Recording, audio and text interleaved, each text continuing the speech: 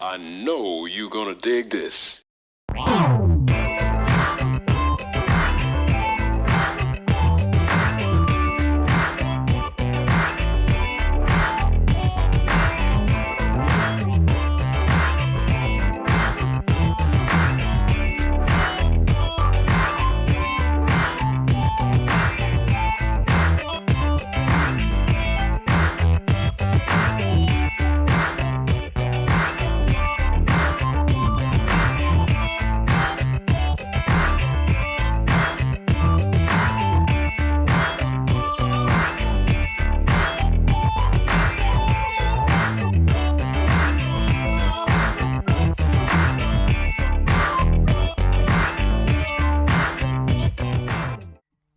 This is Rhine McLin, host of the Funk Music Hall of Fame and Exhibition Center's award-winning show, Funk Chronicles, recorded live here at DATV Studios in Dayton, Ohio.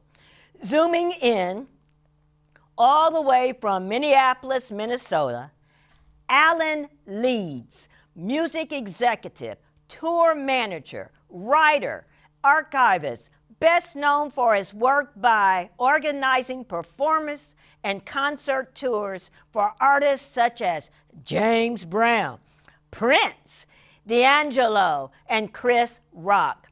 Grammy Award winner for Best Album. Notes in 1992 for his work on the James Brown compilation of Star Time.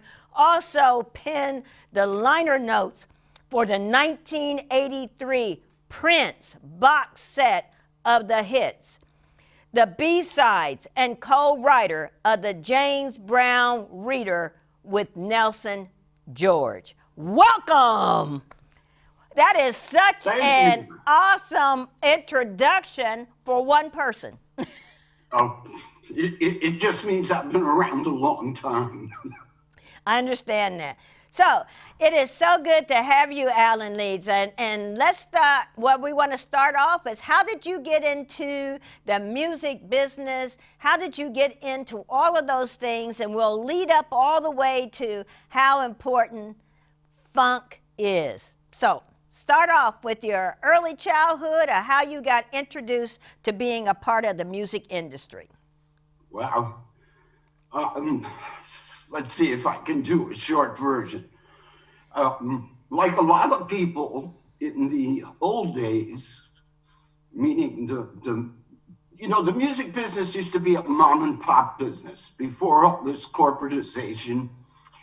And, I was a kid in the 50s, so I saw the beginnings of rock and roll and rhythm and blues as it began to cross over into white America. And for whatever reason, you'll have to ask the creator, I was just infatuated with black music.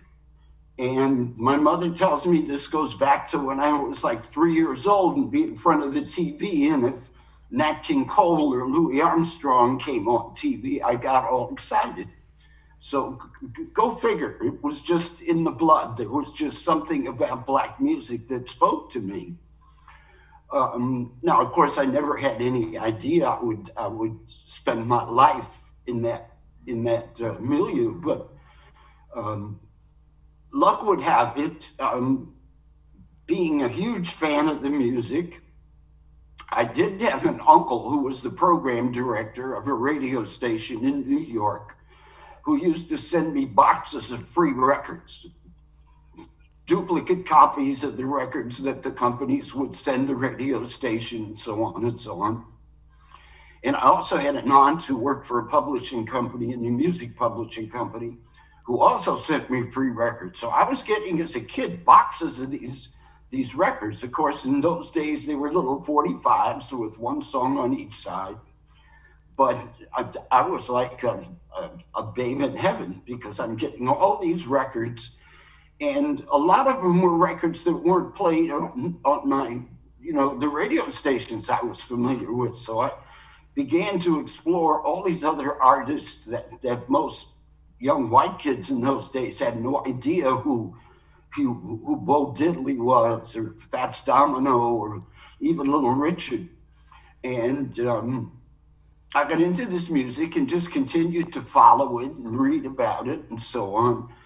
And then one day we were living at the time in Richmond, Virginia. I was in high school, and I met a young fellow who was a student at Virginia Union University and was also a part-time disc jockey on a local black radio station.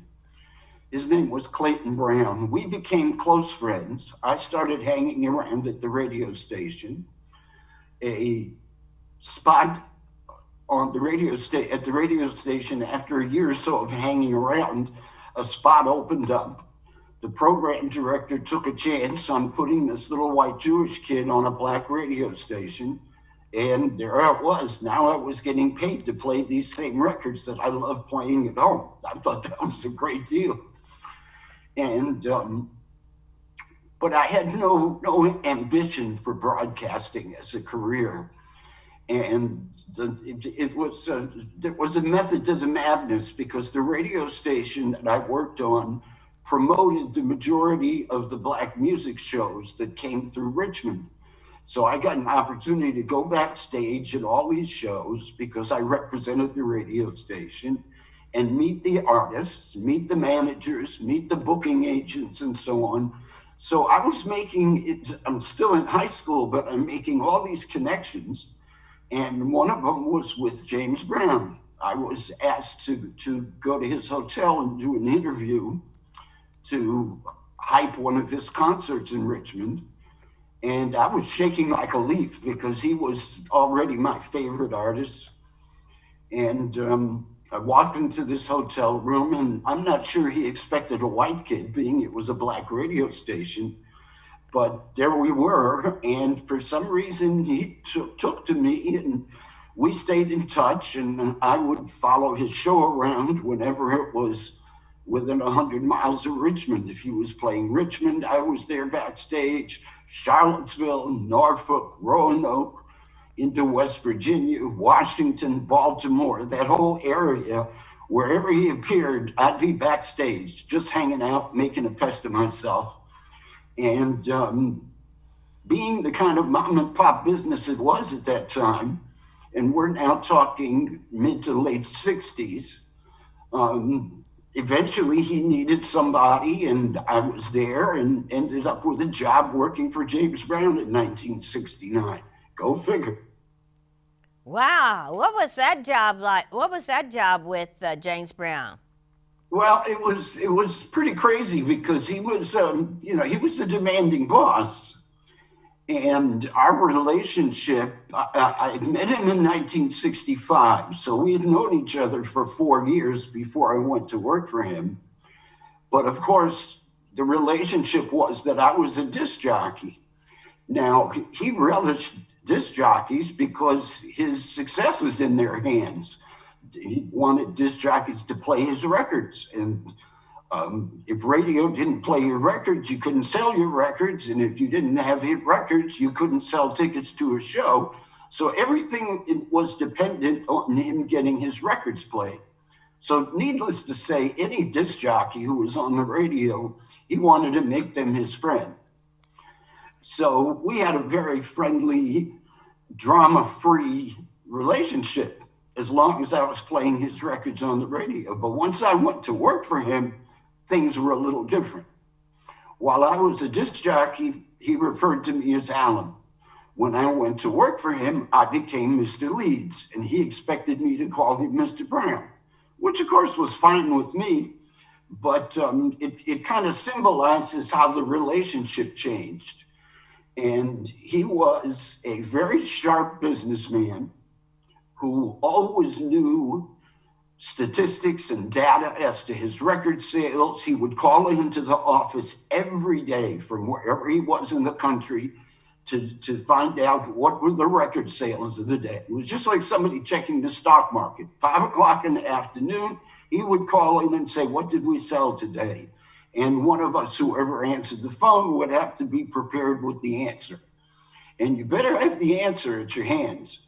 So you would say, well, we sold 10,000 of the Sex Machine album and 2,000 of Cold Sweat and so on and so on. And he would absorb all this data. And it was the same with ticket sales, advanced ticket sales for all of the upcoming concerts. He would want to know how many tickets did we sell in such and such a city. And based on that information, he might say, okay, it's a little slow, we better increase the advertising in that city.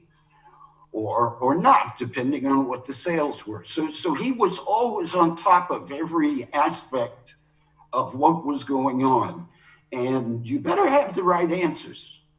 And I learned the hard way. The worst thing in the world you could say, about 3 weeks after I went to work for him, I was in the office, which was in Cincinnati, just down the road from y'all at the old King Records plant. And he would call in and he'd say, well, Mr. Leeds, what's happening? And I made the mistake of saying, oh, nothing happening, Mr. Brown, everything's cool. Well, nothing happening to him meant you weren't doing anything. Because what he's basically saying is, what have you got to report? What have you got to tell me? And I was still a kid. I had just quit college to go to work for him. And I didn't understand the psychology of that at first. So make a long story short, my first stint with James Brown lasted about 3 weeks. And then I found myself unemployed, having quit school, and really kind of stuck out there. But a month later, I was back to work with him, getting a decent salary, and everything worked out. I learned that was just kind of the initiation of working for James Brown. You had to get fired, and it's like a test. He'll fire you and see if you're willing to kiss the ring and come back. And you did. And I did. And you did. That was 5 good years. So after your stint with James Brown, where did you move to next? Well, let me stop for a minute and do a little shameless self-promotion, because that part of my life is totally in this book, which is called There Was a Time. That was a James song. Brown, the Chitlin Circuit, and Me. So this is available through any book dealer or Amazon, et cetera, and I'm very proud of the response to the book so far. And it's all about that era, and it talks about the Chitlin Circuit and how it worked, and various promoters and the different angles, and what life was like on the road before the music business became the corporatized giant thing that it is today. So for anybody who's infatuated with soul music in that era, I, of course, recommend my book. But now that shameless self-promotion is over, we can move on. From James Brown, I became a freelance tour manager. Explain what that is. Well, it's every tour needs somebody to manage it. And what that means is that you're in charge of the travel, which means everything from selecting the hotels for the artist and the crew and the band and booking them, and transportation. But it also means overseeing the technical side of things to make sure the crew is in the right place at the right time. Make sure you hire the quality of people that you want to have around you, because being on the road is a very insulated environment. And if you got the wrong personalities, it can really become toxic, because you're basically just stuck together on a bus for, however long the tour is. So getting to know the different people and getting a sense of how the personalities would mix is part of the job. And of course, just on a day-to-day basis, making sure the shows go up on time and that the artist is happy and the audiences are happy, and you get paid at the end of the day and move on to the next town. Do they still do that now, or do you still have not during the COVID crisis, but yes. Oh no, they still have freelance. Yes. I mean, some artists, I suppose somebody like the Rolling Stones, and for example, Prince, I worked for him for 10 years straight. Oh. So you can't consider that freelance, but most tours, the tour manager is usually a freelance person, because if you're an artist and you're not on tour for 6 months of the year, why pay a tour manager to just sit and hold your hand? Okay, Mr. Leeds, now where we are, and when you were talking about that you spent 5 years as an employee of James Brown, you've written your book called There Was a Time. There was a song. That's named after one of his songs, isn't it? There Was a Time? Okay. Yep. And that book is about the Chitlin Circuit, and I can remember James Brown coming to Dayton, Ohio. So, Yeah. Yeah. And Era Arena we used to play. And so how did you and James Brown end when you decided to leave to go to continue your career? Well, he had moved his offices. We were based in Cincinnati because the record company he was signed to, King Records, was based there. And part of his agreement with them was that they would furnish office space. So even our touring operation was based in Cincinnati. But in 1971, he left King Records and signed with Polydor, an international company that in the States, their headquarters was New York. Well, I was born in New York, so I thought that was great. I'll be moving to New York and we'll work out in New York. So I was very excited about that, until he said that he was moving the touring part of his business home to Augusta, Georgia, which was his hometown. So the idea of living in Augusta, Georgia in 1971 wasn't too exciting, particularly for a Yankee Jew with a Jew fro. I had a fro out to here, and a girlfriend who happened to be black, and I was really concerned that we'd be, as to how welcome we would be in Augusta, Georgia. But as it turned out, I gave it a chance. I said, what the hell, let's try it. Let's see what happens. It's his hometown, so it can't be but so bad. And actually worked and lived out of Augusta for better part of the next couple of years.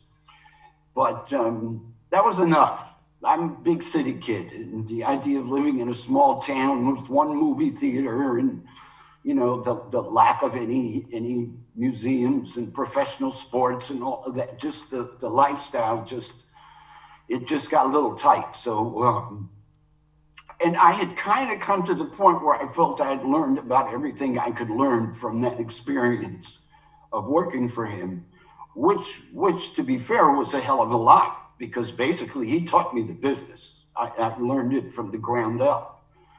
But yet and still, I just felt it was time to stretch out a little bit, and I figured that freelance would be more lucrative, and as it turned out, gradually it was. So I began working with other groups. I tour managed Harold Melvin and the Blue Notes when Teddy Pendergrass was their lead singer for about a year. Worked with Boosie's Rubber Band under the George Clinton camp. And eventually ended up with Kiss, the rock group, and did a year with Kiss, which strangely enough led to Prince. And the Kiss tour I was on in 1983 was winding down. I think we had 2 shows left. We were in California, and I was talking with our production manager and just casually kicking it. And he said, well, what are you going to do when the tour ends? And I gave him the answer that every freelancer gives. I'm going to go home and wait for the phone to ring. And he said, well, would you be interested in going on the Prince tour? And I knew Prince had been on tour for a month or two. And the word had already spread that he was difficult to work for and had gone through 2 tour managers. And apparently he was looking for a third. But I said, what the hell, why not? Brilliant artist, and you couldn't help but have this is of course before Purple Rain, but you still had a sense that he was going to blow up. He was the next big thing because he had the goods. So I was very excited about the opportunity to move over there. And I did, and I finished that particular tour, which was called the 1999 tour. I remember that, yeah. Took place in 1983, but it was called 1999. And then he hired me to move to Minneapolis and go to work for him full time. And the next project was Purple Rain, and everything blew up. And then he built Paisley Park, and lo and behold, it was 10 years of Purple madness. I mean, that's a fascinating, Prince is, he's still such a brilliant artist, and you can really kind of parallel a Prince and a James Brown, different times, but both of them had a brilliance about them ahead of their time in the music industry. You're absolutely right. That's probably the thing that they most have in common, is that they were both trendsetters. They weren't followers, they were leaders, and they did take the art form a step forward. If you want to go through the whole chronology of funk music, how it evolved out of soul music and so on, James Brown's right there as the switchboard for all of that. And I hate saying this because I don't think any one person does anything in this world alone, but he gets credit for inventing funk and arguably made the first funk records with Cold Sweat and even some before that, some say. And of course that led to Sly and the Family Stone and George Clinton and other artists, groups like the Ohio Players from right there in Dayton, and who took the funk to the next level. And then here came Prince, who basically said, okay, I'm not going to do anything like what anybody else did. And it's the same thing. James Brown used to say that when you put one of his records on, it never sounded like anybody else's records. It didn't sound like the Motown records or the Stax records out of Memphis that were big at the time in the 60s. And he was right. You just immediately knew it was a James Brown record. Well, you can say the same thing about Prince. There was really nobody else who sounded like him. And he took the instrumentation and the electronics of keyboards instead of horns, and basically reinvented funk and created a sound here that eventually became the Minneapolis sound, because it was that fresh, it was that different. And you could really say the same thing. In the 80s, if you put a Prince record on, it wasn't going to sound like anybody else's records. Yeah, and now tell me about the Purple Rain tour. The Purple Rain tour, it's like you almost had to be there, I suppose, for young people who didn't go through that. But it was the closest thing I could say is to when the Beatles came here the first time, because Prince caught a wave in the sense that it wasn't just the music, it wasn't just the movie, it was the fashion, it was the style. It was the idea that he had black and white kids dancing together in his videos and in the film, and just really setting up something that young America was looking for. I'm not sure they knew what they were looking for, but when they found Purple Rain, they found what they were looking for. And there were, the record sold tens of millions of copies. The movie was the surprise hit of the season. He won an Oscar. He won tons of Grammys. It was his time. And when we went from town to town on the tour, we just set up shop. A normal tour, you go to town, you do a show, you get paid, you get on the bus, and you go to the next town. But on Purple Rain, the demand for tickets was so great that in most cities we played 3, 4, and sometimes as much as 6 or 7 nights in the same city. And we're talking about arenas here. So that's, anywhere from 10 to 15,000 people a night. That's what the demand was for tickets. It was really nothing like that had ever done before in black music. The only other thing that rivaled it, of course, was Michael Jackson, who was blowing up at the same time. So, he had his sound, which was totally different than Prince's. And there was room for both. A lot of people talked about the rivalry, but, Michael had Thriller, which was the biggest selling album, but, he never had a hit movie like Purple Rain. And the phenomenon was just crazy because, it was like we would move into a hotel and take over 2 or 3 floors of the hotel. And there would be police in front of the hotel for the whole time we were there, just because there were so many fans trying to get into the lobbies and the bars, hoping that they'd run into somebody from the show. It was really unlike anything any of the rest of us had experienced. It was crazy. Well, when you talk about that, you talk about Prince, and one of the things that's so unique about James Brown as the godfather of soul, that's what they say, but he's also the godfather of funk. And you take these artists, because you think of James Brown in his time, in his era, was a visionary for the funk music. No question.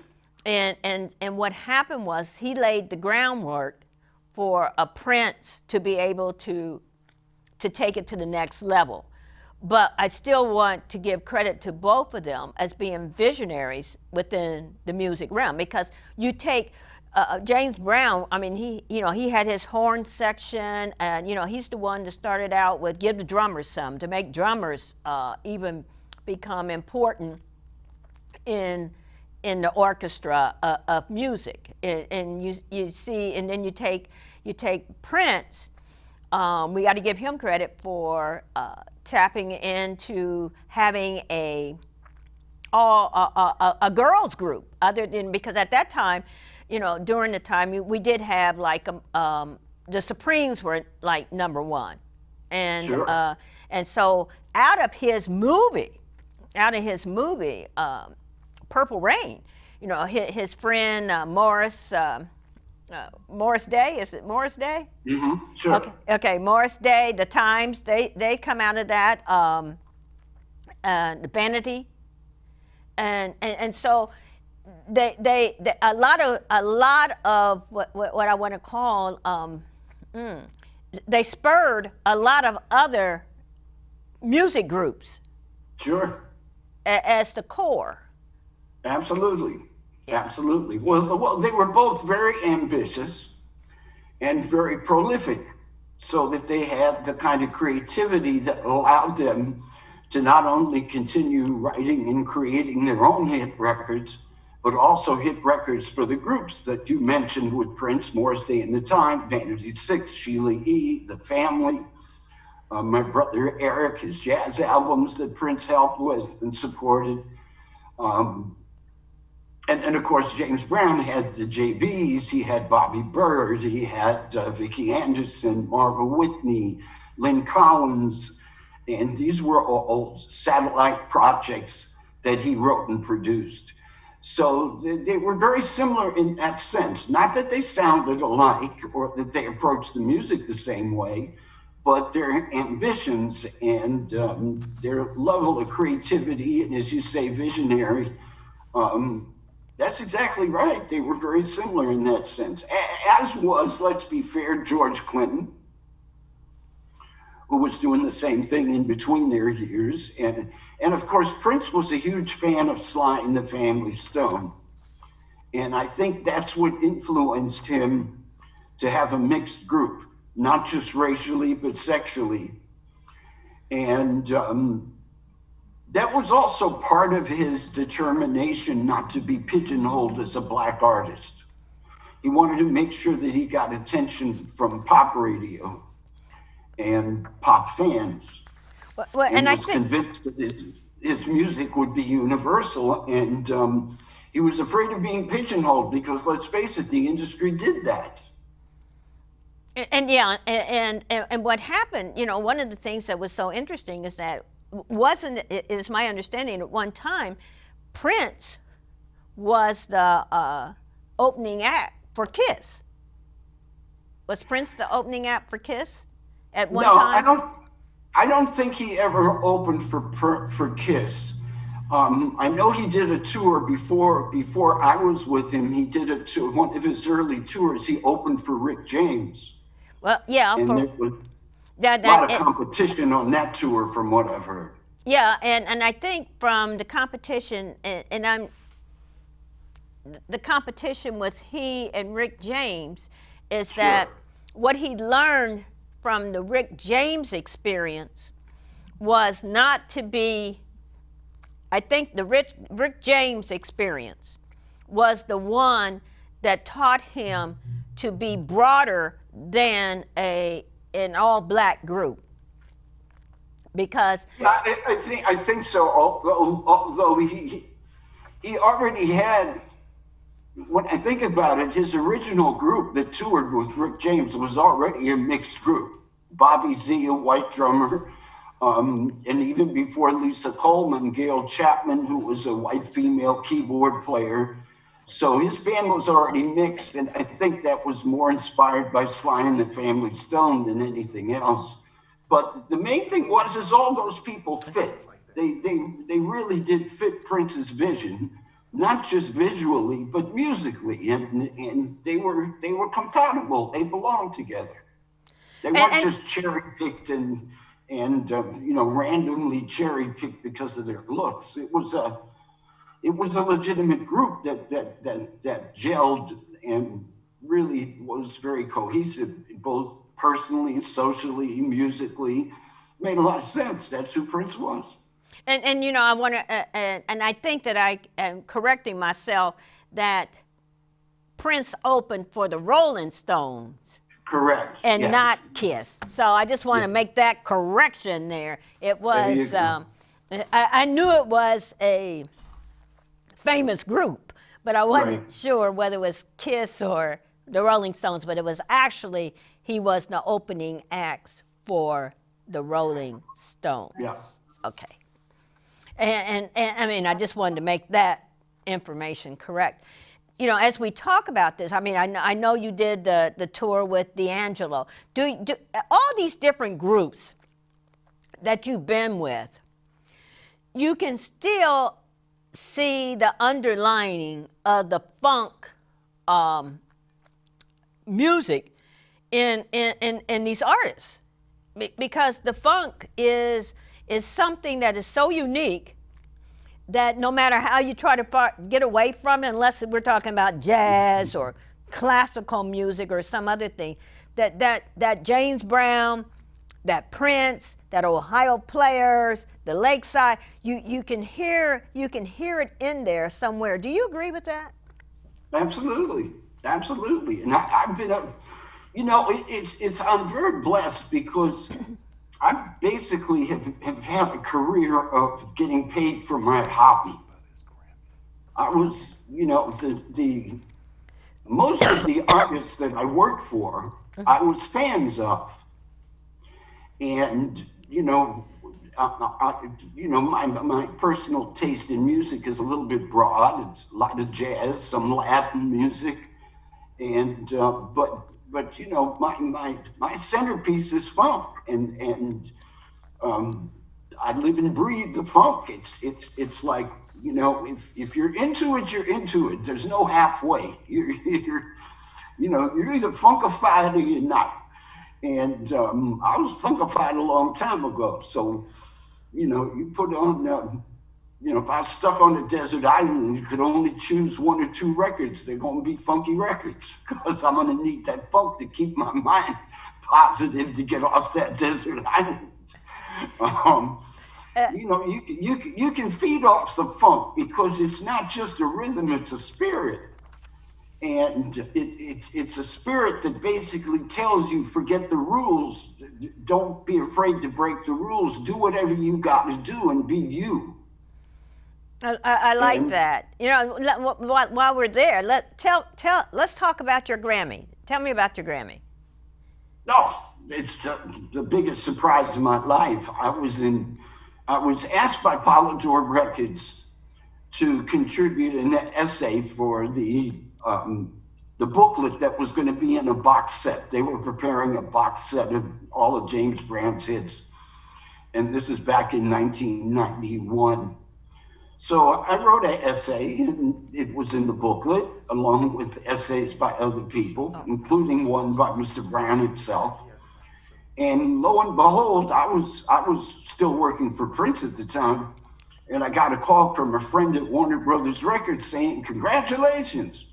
And I'm like, "For what?" You know? And she said, "Well, you got nominated for a Grammy."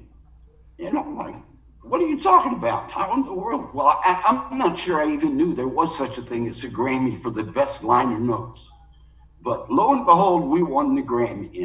And the group that contributed essays to the booklet included Mr. Brown himself and Nelson George, who's, of course, a very respected, established writer, who also happened to be a personal friend for years and years.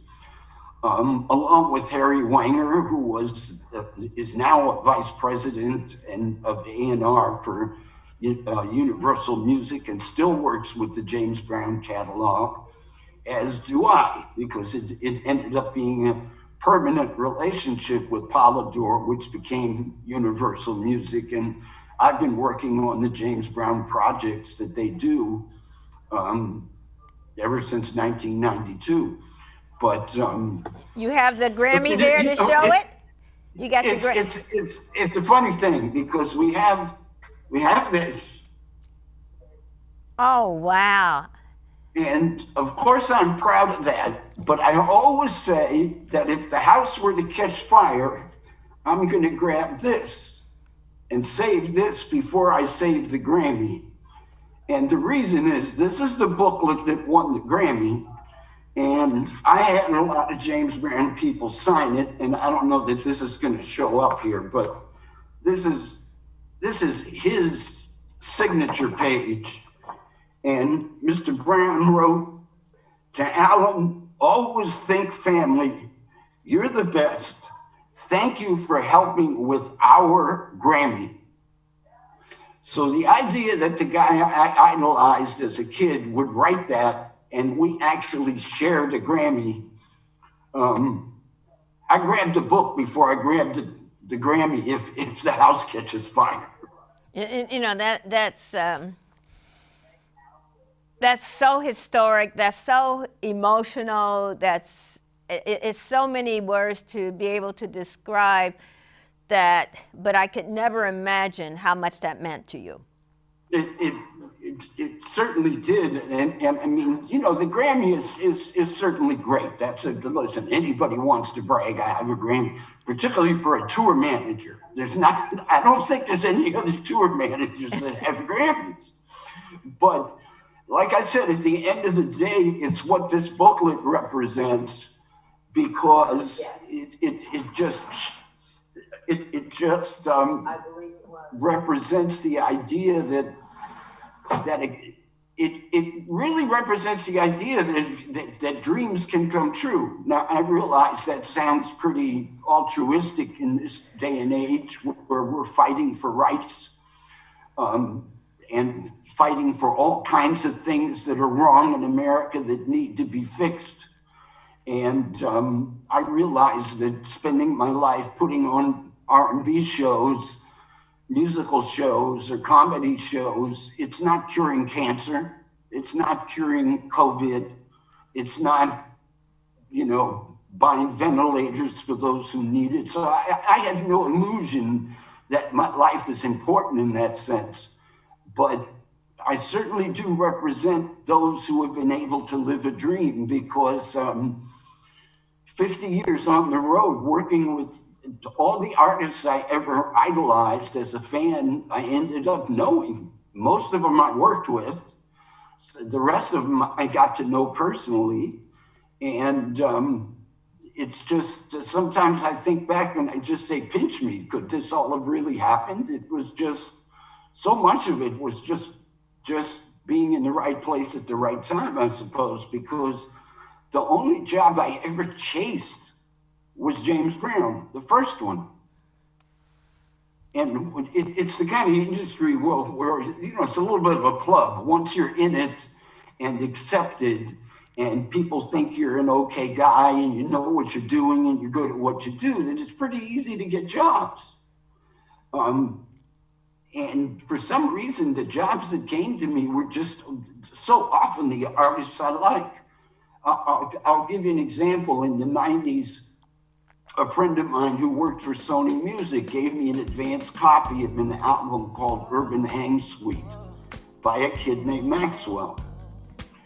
And she said, listen, this sounds like something you'd like, so I'm just gonna give it to you to see what you think of it. And I fell in love with it. I said, this is brilliant writing. He's a great singer. He seems like a really interesting new artist. The album doesn't sound like somebody's first album. It sounds like somebody who's been making records for years. It really is just a terrific, terrific album. And I used to just play it in the car. My wife Gwen liked it, and it was just something we enjoyed listening to, like anybody would. And then one day out of the clear blue sky, I got a call from a friend of mine who was an agent at the William Morris Agency. And he said, I got an opportunity for you if you're interested. It's a young artist from New York who's supposed to be a little difficult, but he's the real deal. Do you have any interest in meeting him? And I said, who is it? And he said, it's Maxwell. So I'm like, you know, I called my wife and I said, you're not going to believe this. Well, it was, you know, I did 4 or 5 tours with Maxwell, world tours, and helped support him as his career grew into the established artist that he is today.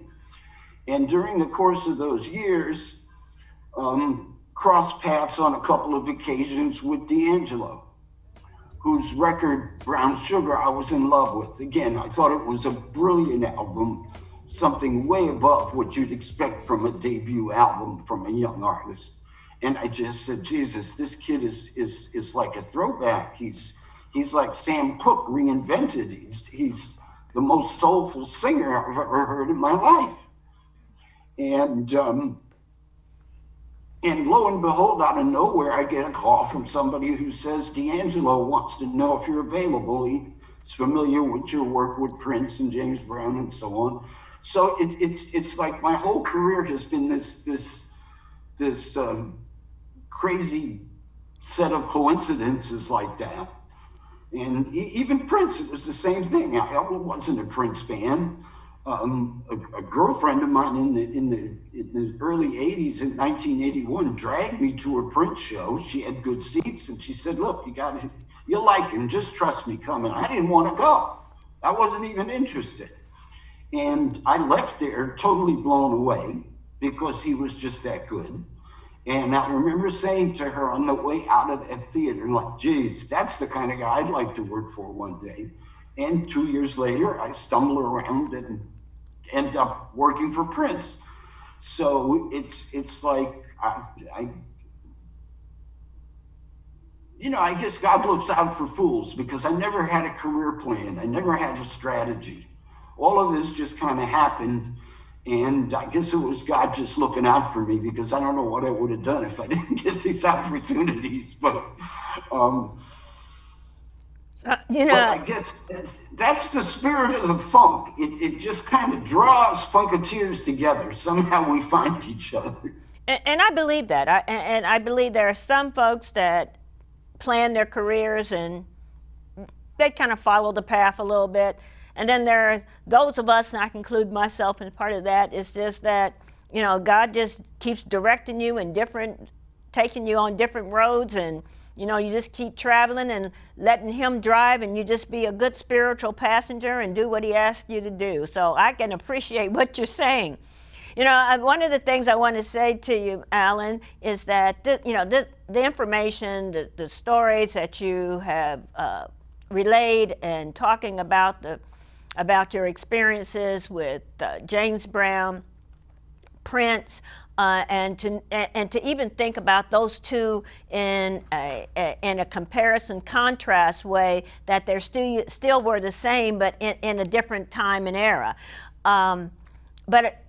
So tell me, why do you think it's so important that we do have a Funk Music Hall of Fame, and how do you believe that we can get folks to help us with this? And I know that you and David Webb have a relationship, so we can kind of like wind this up with your telling us about how important the Funk Museum is, the Hall of Fame. I think, funk is a funny thing, because it's if you ask 10 people to define it, you'll get 10 different answers. That's why I say it's a spirit as much as it is a rhythm. It's a spirit that draws fans of the music together. And the funk fans are amongst the most passionate fans in all of music. Pop music fans, they like their music, and when it's over, and they start talking about movies or girlfriends or boyfriends or restaurants or whatever it is. But funk fans can't never stop talking about funk music. You get a bunch of funk fans together, and you better open your ears, because you won't get a word in edgewise. They're going to sit and talk all night. And it's that kind of passion for this music that a genre of music can inspire that kind of passion. And the fact that the funk never really dies, there are elements in it. You can say, well, the glory years were the 70s with George Clinton, or the glory years were the 80s with Prince, et cetera, et cetera. But the fact is, the funk never goes away. It's an element in, if there wasn't no funk, there wouldn't be hip hop. You're right. There isn't a single hip hop record or artist who doesn't somehow have a family tie to the funk, a family tree. That tree has a lot of branches. Hip hop is the biggest one currently. Who knows what's going to be next? But the element of funk, the spirit that comes from that music, that kind of approach to music, which is so open-minded, because it basically, the funk it's kind of like jazz. It's music without rules. It basically says, go with your feeling. Don't go with your scholarly training. Forget your training. You know how to play your instrument. Now forget everything. As Miles Davis once said, he told his musicians, forget everything you ever learned and play that. Well, that's kind of what funk is. It's you go with your heart.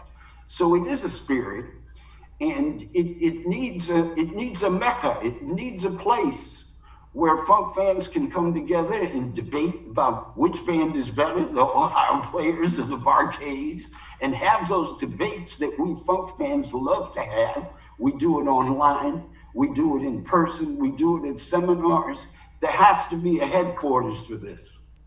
So it sounds like that you really do approve of us having a Funk Music Hall of Fame, an exhibition center. There has to be a Funk Hall of Fame, and I can't wait to be at the grand opening. Me too, and we need to know that hopefully that you're in all of your career, you'll donate something to our museum so that we can have it on display, that it came from Mr. Alan Leeds. Yes, indeed. Certainly love to be represented. And we appreciate that. So this is Rhine McLin, host of the Funk Music Hall of Fame and Exhibition Center's award-winning show, Funk Chronicles. Until next time, let's keep it funky.